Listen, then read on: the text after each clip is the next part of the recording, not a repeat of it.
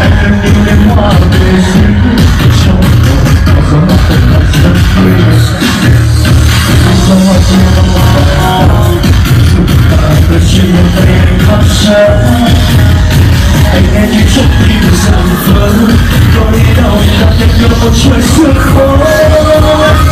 Anh có cho qua lâu về ở thăm ngày nơi đây với những con cuốn cách chim lòng không những cuộc đời trời nào chỉ là xa xôi anh quên hết những quyết thành hoa.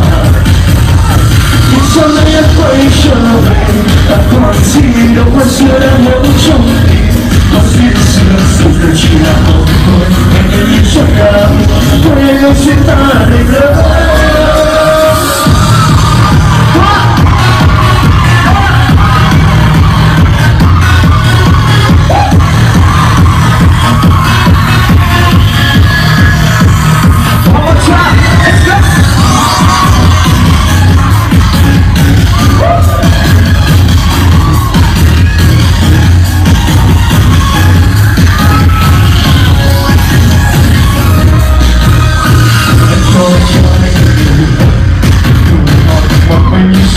Trong gió anh cần yêu em hoa về xinh gió mát không phải rất tươi gió mát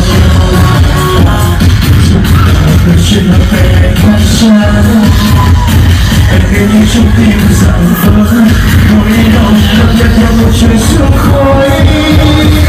Anh như trên mắt quên đường về âm thầm mình ngày nơi đây với những con quần cái chim người có những cuộc đời trời nào chỉ là xa xôi anh quên anh như quên thành hoa. Vì sao đây em quay trở về ta còn gì đâu mà xưa đã héo trong tim. Một duyên xưa dù giờ chỉ là mộng thôi anh nhìn trong nào thôi em ơi xin ta để nhớ.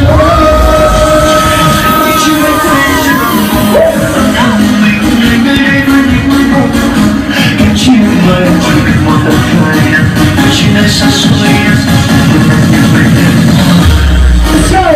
nhưng sao đã quay trở về ta còn gì đâu mà xưa đã héo trong tim. Một duyên xưa dù giờ chỉ là mộng thôi anh nhìn trong nào thôi em ơi xin ta để nhớ.